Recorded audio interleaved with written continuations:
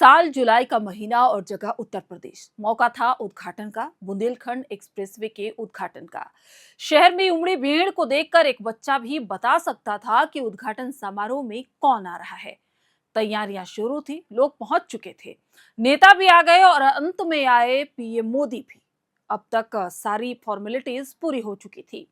अब एक मंच था, मंच पर माइक था और माइक के पीछे खड़ा था वो नेता जिसको सुनने के लिए वो भारी भीड़ सुबह से ही जुटी हुई थी।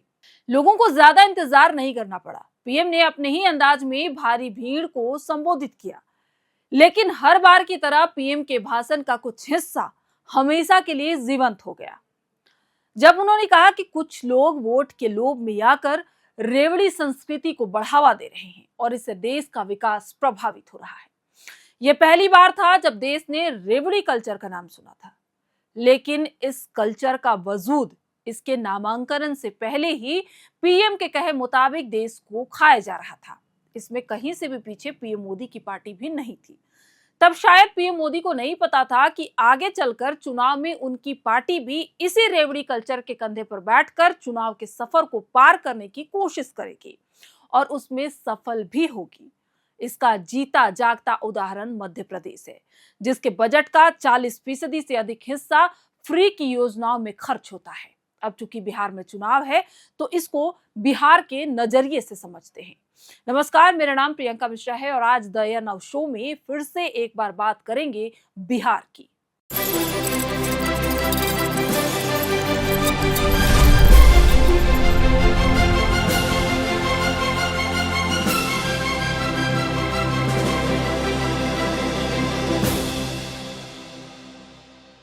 हाल ही में बिहार में प्रधानमंत्री नरेंद्र मोदी ने मुख्यमंत्री महिला रोजगार योजना की शुरुआत की। इस योजना के तहत 75 लाख महिलाओं के बैंक खातों में 10-10 हजार रुपए ट्रांसफर किए गए। 2020 के आंकड़ों के हिसाब से बिहार में करीब 3 करोड़ 39 लाख महिला वोटर्स हैं, यानी कि इस योजना से करीब 22% महिला वोटर्स को सीधा लाभ मिलेगा। सुनने में ये तो बहुत अच्छा लगता है, लेकिन सवाल ये है कि क्या ये योजना सिर्फ महिला सशक्तिकरण के लिए है या इसके पीछे का मकसद कुछ और ही है। हमने आपको शुरू में ही बताया, लेकिन एक बार फिर दोहरा देते हैं कि 2 साल पहले 2022 में जब पीएम मोदी उत्तर प्रदेश में बुंदेलखंड एक्सप्रेसवे का उद्घाटन कर रहे थे, तब उन्होंने कुछ ऐसा कहा था जो आज के इस कदम को देखकर सवाल उठना लाजमी है। उन्होंने कहा था, रेवड़ी कल्चर देश के लिए खतरनाक है। फ्री बीज बांटकर वोट लेने की आदत विकास को बर्बाद कर देती है। हमें इस सोच को हराना होगा। ये शब्द थे हमारे माननीय प्रधानमंत्री के। लेकिन आज बिहार में 75 लाख महिलाओं के खातों में 10,000 रुपए भेजे गए। पीएम ने जीविका दीदियों को संबोधित करते हुए कहा कि अगर जनधन योजना के तहत 30 करोड़ से ज्यादा माताओं बहनों के खाते ना खुले होते तो क्या आज हम इतने पैसे सीधे आपके खाते में भेज पाते। सवाल ये है कि पीएम साहब, ये जो 10,000 रुपए की राशि बांटी जा रही है, क्या ये वही फ्री बीज नहीं जिसका विरोध करते थे?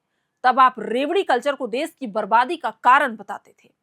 आपने कहा था कि मुफ्त की चीजें बांटने से देश का विकास रुक जाता है। लेकिन आज जब बिहार में चुनाव नजदीक है, तब यही रेवड़ी बांटने का काम आपकी सरकार कर रही है। इसे आप महिला सशक्तिकरण का नाम दे रहे हैं, लेकिन क्या ये वोटर्स को लुभाने की रणनीति नहीं है? अब चलिए थोड़ा और गहराई में चलते हैं और आपको समझाते हैं। पीएम ने अपने भाषण में बिहार की जीविका दीदियों से बातचीत की। उन्होंने कहा, पहले योजनाओं का पैसा आप तक पहुंचने से पहले लूट लिया जाता था, लेकिन अब जनधन योजना की वजह से हर पैसा सीधे आपके खाते में जाता है। कोई एक पैसा नहीं मार सकता, ये बात सही हो सकती है। जनधन योजना ने बैंकिंग सिस्टम को मजबूत किया और ये एक बड़ा कदम था। लेकिन सवाल ये नहीं कि पैसा कैसे पहुंच रहा है, सवाल ये है कि ये पैसा बांटने की जरूरत क्यों पड़ रही है। अगर फ्री बीज गलत है, जैसा कि आपने 2022 में कहा था, तो फिर आज ये 75 लाख महिलाओं को 10,000 रुपए क्यों बांटे जा रहे हैं? पीएम ने अपने भाषण में राजद की सरकार पर जमकर निशाना साधा। उन्होंने कहा, जब बिहार में राजद की सरकार थी तब अराजकता थी, नक्सली आतंक का बोलबाला था, सड़क पुल पुलिया का नाम तक नहीं था। इसका सबसे ज्यादा दर्द महिलाओं को सहना पड़ता था। उन्होंने ये भी कहा कि आज नीतीश जी के नेतृत्व में कानून का राज लौटा है। अब बिहार की बेटियां बेखौफ होकर घर से निकलती हैं। ठीक है पीएम साहब, मान लिया, कि नीतीश जी की सरकार ने बिहार में कानून व्यवस्था को सुधारा, लेकिन क्या ये 10,000 रुपए की राशि बांटना कानून व्यवस्था का हिस्सा है, या ये बस एक ऐसा कदम जो बिहार की 22% महिला वोटर्स को प्रभावित करने के लिए उठाया गया है? खैर, इस बात को परे हटा दीजिए, बात इस साल के प्रस्तावित बजट की कर लेते हैं, जो कि करीब 3.17 लाख करोड़ है। लेकिन चौंकाने वाली बात यह है कि इसका लगभग 43% का हिस्सा फ्री की योजनाओं में खर्च हो रहा है। बहरहाल, वापस विषय पर आते हैं। इस कार्यक्रम में बिहार के मुख्यमंत्री नीतीश कुमार भी शामिल थे। उन्होंने कहा कि 2005 से पहले की सरकार ने कोई काम नहीं किया। जब से एनडीए की सरकार बनी, हमने बिहार के विकास के लिए काम किया। लालू यादव केवल अपने परिवार को देखते थे। 7 साल बाद उन्होंने अपनी पत्नी को सीएम बना दिया। हम जनता के लिए काम करते हैं। नीतीश जी, आपकी बात में दम तो हो सकता है, लेकिन ये जो 75 लाख महिलाओं को 10,000 रुपए बांटे जा रहे हैं, क्या ये जनता के लिए काम है या वोटरों को लुभाने की रणनीति? देखिए, बात साफ है। 2022 में पीएम मोदी ने फ्री बीज को गलत बताया। उन्होंने कहा था कि मुफ्त की चीजें बांटने से देश का भविष्य खतरे में पड़ता है। लेकिन आज जब बिहार में चुनाव की बारी आई, तो वही पीएम 75 लाख महिलाओं को 10,000 रुपए बांट रहे हैं। इसे वो महिला सशक्तिकरण का नाम दे रहे हैं। लेकिन अगर ये सशक्तिकरण है, तो फिर 2022 में आपने जो रेवड़ी कल्चर की बात की थी, वो क्या थी? क्या वो सिर्फ विपक्षी दलों के लिए थी? जब विपक्ष फ्रीबीज बांटता है तो वो रेवड़ी कल्चर, और जब आपकी सरकार बांटती है तो वो सशक्तिकरण। पीएम ने इस कार्यक्रम में कुछ जीविका दीदियों से बात भी की। भोजपुर की रीता देवी ने जब अपनी बातें रखी तो पीएम मुस्कुराए और कहा, आप कितनी जल्दी जल्दी बोलती हैं, आपने तो इतनी सारी योजनाएं गिनवा दी। उन्होंने रीता देवी का हाथ जोड़कर अभिवादन किया। गया की नूरजहां खातून से पीएम ने कहा कि आपने बहुत अच्छे से अपनी बात रखी। मेरा एक काम करेंगी, आप हफ्ते में 50 दीदियों को इकट्ठा करके अपनी बात समझाइए, इससे उन्हें प्रेरणा मिलेगी। ये सुनने में बहुत अच्छा लगता है, लेकिन सवाल फिर वही, क्या ये सारी बातें सिर्फ प्रेरणा के लिए है या इनके पीछे वोट बैंक की राजनीति है?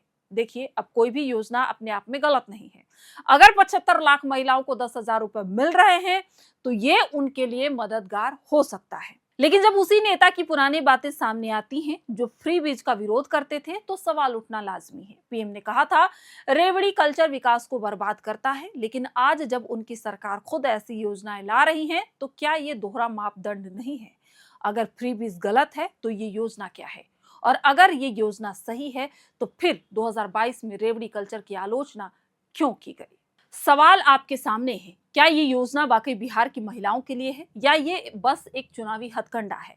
पीएम ने कहा था कि बिहार को फिर कभी अंधेरे में नहीं जाने देना, लेकिन क्या ये फ्री बीज का यू टर्न बिहार को सही दिशा में ले जाएगा या ये सिर्फ वोट की राजनीति है? जवाब आप खुद तय कीजिएगा। फिलहाल आज की शो में बस इतना ही। आपके लिए इस रिपोर्ट को लिखा था हमारे साथी आदर्श ने। कैमरे के पीछे मौजूद हैं हमारे साथी अभिषेक, जिसने इस पूरे वीडियो को रिकॉर्ड किया था। मैं प्रियंका, मिलूंगी फिर आपसे नए एपिसोड के साथ। तब तक आप देखते रहिए या ना। आप सभी का बहुत बहुत शुक्रिया।